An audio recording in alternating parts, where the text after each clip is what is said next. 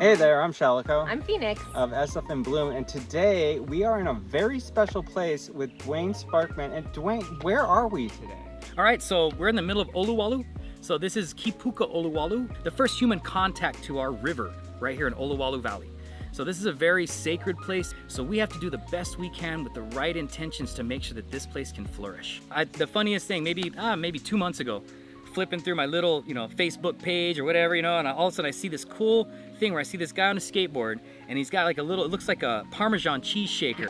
Me and Phoenix have enjoyed planting wildflowers throughout our community for over 10 years now. Going around, he's shaking seeds off like Johnny Appleseed style, off into all these little spots, and a few weeks later you can see flowers and stuff coming up, and you see the bees on there. I was beside myself because first off, I'm a huge skateboarder. Matter of fact, I'm married to it. It's right here in my hand. So I was super psyched to see that combination of skateboarding and like environmental awesomeness, right? So you're going through and you're actually doing cool things. It's conservation. It is. We're doing conservation You're doing work. biodiversity from a skateboard, which I think is amazing, right? We're innovative conservationists. Yes. It may look new to you, you might have questions about it, but that's because it's innovative. I didn't invent any of these things, but I haven't seen anyone do them in the combination that we do. It really seems to resonate with people. I'm just a guy with a shaker and one wheel, and we're just really humbled of how people have embraced us in the community. And now there's lots of people were already doing this before, kudos to you, but now so many people from all over the world are inspired to do it too. Why is that important? It's all about intention for me. And when you have people out there going out and saying, I'm going to do a service to nature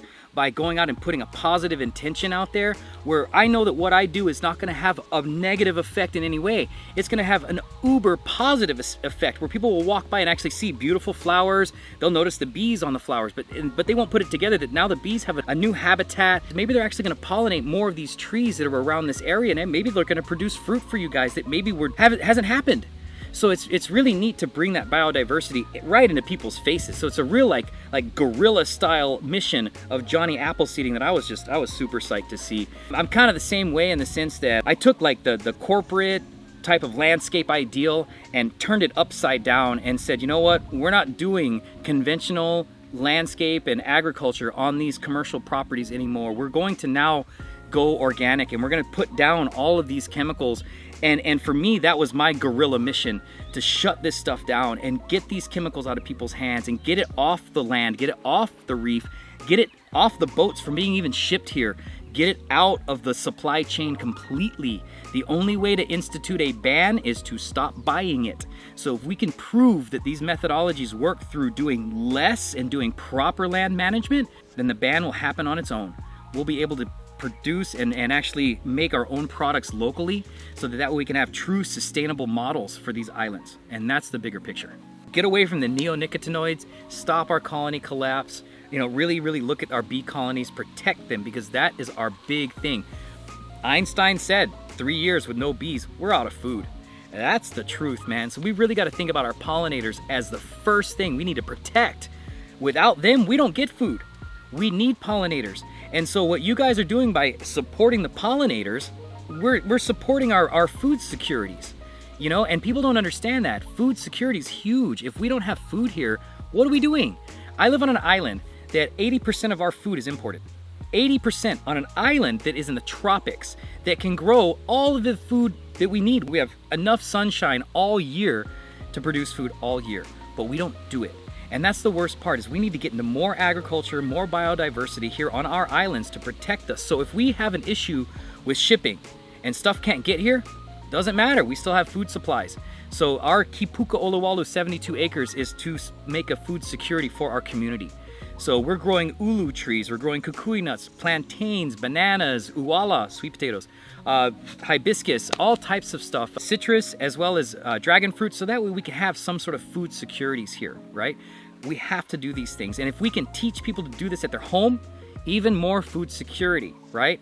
So teach a man to fish, he can fish for the rest of his life. We're teaching people how to grow plants so they can grow plants for the rest of their life. I started making the videos DIY Super Bloom about running around with the shaker, and then somebody was like, you need to dress up as a bee and do that. So I did, and so I went full bee and just was like, okay, where's the next flower? People would be like, I like your costume. I'd be like, I like flowers. Have you seen any flowers? I just realized in these urban areas that there's so few habitats for beneficial insects.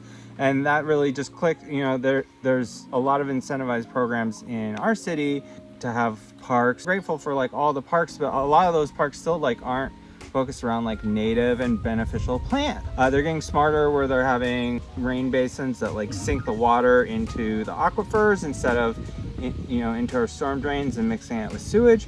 But there's still like so much that can be done with finding like beneficial plants and like planting those. How in Hawaii is like very much different than San Francisco. Of course, we have people now asking us all over the world, how can they like plant native plants too? And it's often the same philosophies, but it's always a different answer dependent on like where you are. How would you go about planting like a native beneficial garden? The whole thing for me is look for a botanical garden in your neighborhood. Like for us, we have a really beautiful botanical garden here called Maui Dui Botanical Garden down in Kahului. Those people are awesome. They will give you easy directions on where to buy stuff from. You can even buy stuff from them. And that's one of the cool things is they'll talk to you about your locale, what's your elevation, what is your soil like, will these plants actually survive in that habitat? And that's the whole thing for us is you want to grow the right plants for the right habitat. Pay attention to those things. Ask questions to the people that understand the scenario of these plants. Just don't go grab a plant and put it anywhere. When you go and purchase these plants, whether it's at the native nursery where they were grown or if it's at some big giant box store, ask questions.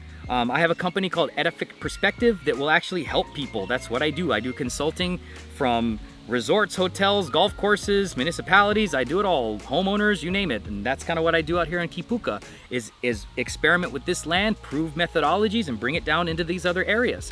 So that's kind of what this place is this is the slate in which we can do our artwork, and then we can take these beautiful paintings and give them to the people and say, this is what we've created. This is what you can create as well. So the whole thing is to come up here and actually be a part of it, experience it.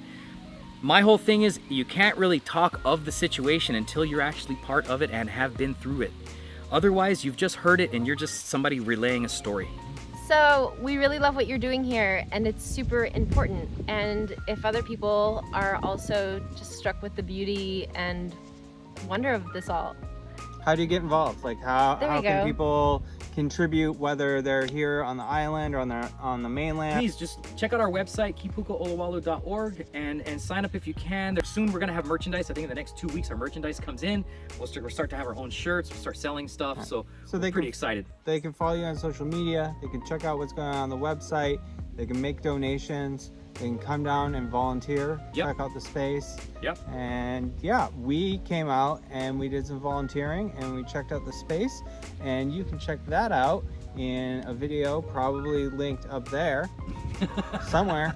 There's a video, it's somewhere, and you can check that out. And it's super amazing. So thank you so much for having us, and it was great connecting with you, and thank you so much for taking the time to chat with us. I just want to say you guys are awesome. Like seriously, I mean, when I saw the video of you guys skateboarding around, dropping seeds, I was completely inspired and so psyched. And so when I first met you, I didn't know who you were until you sent me that link, and I was just like, no freaking way.